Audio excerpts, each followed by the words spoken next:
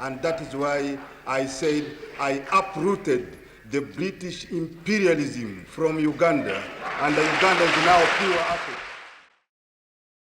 When Idi Amin, commander of the Ugandan Army, seized power in Uganda on January 25, 1971, there was hope among many Ugandans that a new beginning beckoned. Amin replaced Milton Obote, who had been in power since independence in 1962, and who had presided over a steady slide towards authoritarianism. Obote also abolished Uganda's constituent kingdoms, a key source of pride and identity for millions, in favor of a unitary state. His putatively socialist economic policies had become widely discredited. As a result, Amin's declaration that Obote had been overthrown and that the army had taken over guardianship of the nation was greeted with relief in many quarters. Amin's coup d'etat was in some respects the culmination of Uganda's tumultuous decolonization. Nationalist politics in the 1950s had been ferociously contested along religious, ethnic, and regional lines, and fractures remained, indeed deepened, during the 1960s. Many who perceived the civilian political class as increasingly illegitimate welcomed the seizure of power by a supposedly apolitical professional soldier. However, neither patriotism nor altruism motivated Amin. Rather, personal circumstances moved him to act.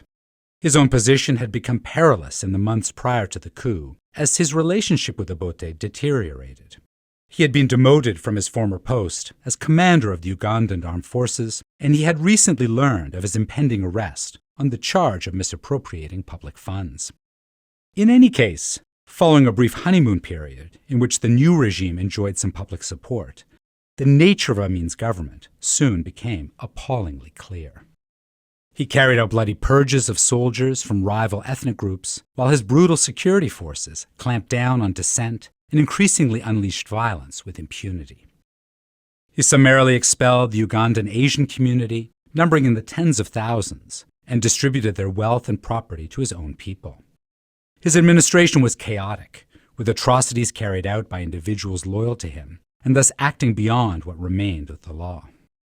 Between 1971 and 1979, several 100,000 people died as a result of his tyranny, and many Ugandans fled the country. Amin was an extreme example of a shift towards military rule across the continent, and of the political and economic crises confronting many African states in the 1970s that followed the optimism of decolonization in the 1950s and 1960s.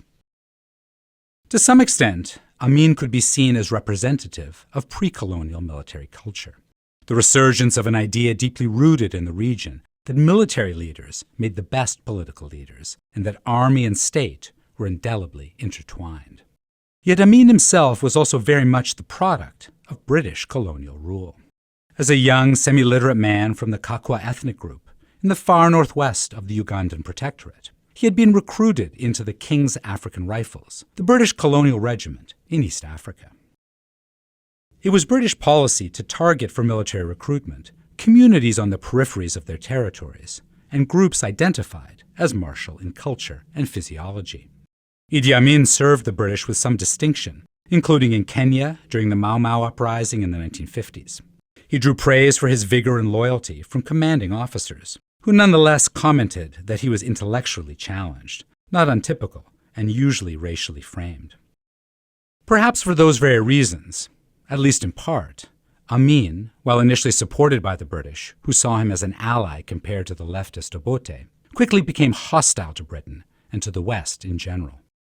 By the mid-1970s, he gravitated toward the Islamic world in diplomatic terms, embraced his Muslim identity, and became particularly close to Libya's Muammar Gaddafi. After the British government severed diplomatic relations with Uganda in 1977, Amin awarded himself a new title, Conqueror of the British Empire, and enjoyed taunting his former colonial masters. Almost as important as any actual policy shifts to understanding Idi Amin is the image-making that went on around him in the course of the 1970s. Right from the outset following his coup, Amin projected himself as a man of the people, cultivating a folksy jocular persona behind the bemedaled uniform of the field marshal and president for life. Western media, on the other hand, framed him as a bloodthirsty clown, an unstable despot. He was thus positioned in a canon of European stereotypes about African leaders, stretching back to the 18th and 19th centuries. Thus was the figure of Amin racialized in the bluntest of terms, and he himself became a byword for the bizarre cruelty of African military regimes. While there were various plots against Amin, as well as several assassination attempts, in the end he was brought down by a foreign policy blunder, an ill-advised invasion of Tanzanian territory, which led to the Tanzanian Army's uncompromising response alongside Ugandan forces in exile. Within weeks, his army was crushed, and he fled into exile, first to Libya and later to Saudi Arabia, where he remained for the rest of his life. He died in 2003. In the short term, Amin left Uganda in turmoil, a succession of unstable governments through 1979-80, and ultimately the return of Milton Obote following the rigged election of 1980. Civil war erupted in the early 1980s, and the regime popularly known as Obote II involved more death and destruction than the whole of Amin's tenure. Obote was overthrown for the second and last time in 1985. 6 months later, the national resistance movement under Yoweri Museveni seized power. Amin's era was a traumatizing period for millions of Ugandans. In many ways, Uganda has lived under the shadow of Amin ever since, even though the majority of Ugandans now have no direct memory of his regime. At the same time, the declining popularity of Yoweri Museveni, who has been in power since 1986, means that at least some Ugandans have softened their view of Amin and regard him as something of a patriot and a nationalist by comparison. This is a remarkable development and certainly an indictment of Museveni.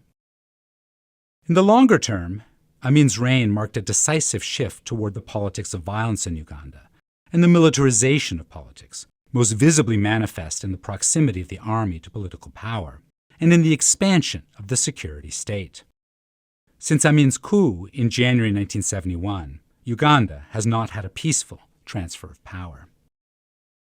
More broadly, Amin's seizure of power and subsequent presidency belongs to a period in early African post-colonial history. It was a time in which soldiers wrested government from civilian control, a phenomenon that was emblematic of political instability and the economics of inequality and theft, with which the continent has struggled for decades.